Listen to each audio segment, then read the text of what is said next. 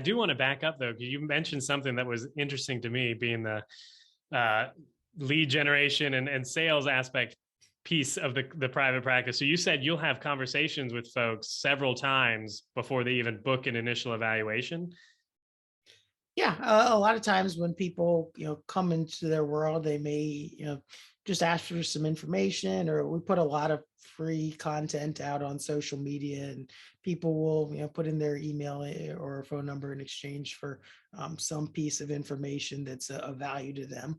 And then, sometimes when we contact people, they're just not ready. They're just maybe looking for some information, or maybe they just don't trust us enough yet because they have been let down by so many other people, and they're just kind of in the stage of saying, okay, what's my next move? What's my next decision?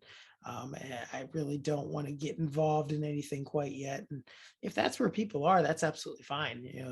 We're not here to sell ice to an Eskimo. It's Yeah. when someone has a problem, if we can help them out with it and they're ready to get help, then we're happy to make sure it's the right fit for them and have them come in and check it out and find out if it actually is.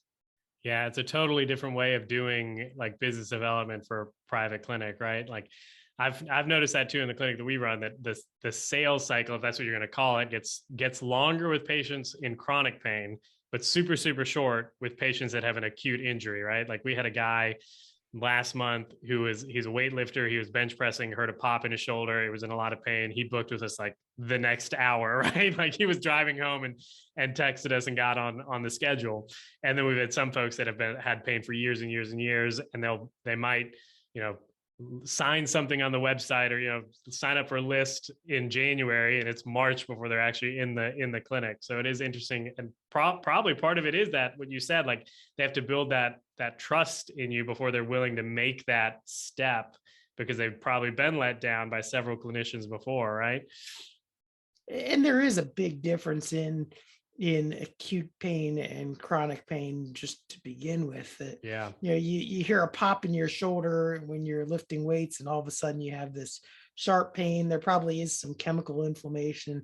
There might be some tissues that are actually damaged, and the pain's pretty intense. And you heard this pop and you think, wow, something's wrong, I need to do something about this right away. After you've kind of come to terms with, okay, this isn't going to kill me, it's aching, the acute pain that I once had has gone away. I could live with this, but I really don't want to have to live with it.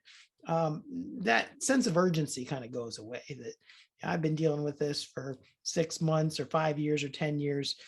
What's another week? What's another month? Let me not just get my hopes up and jump into one more thing and waste more time and money. Let me do my due diligence and make sure I'm actually making the right choice for the long term.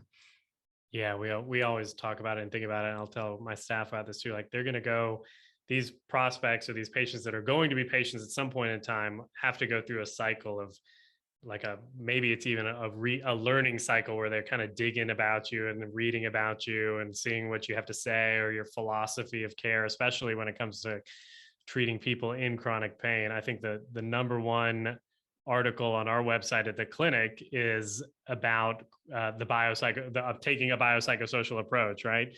I think most people click there first, or our pain page, because that's what it seems like most of them want to read about and know about before they even think about setting an appointment with us, right?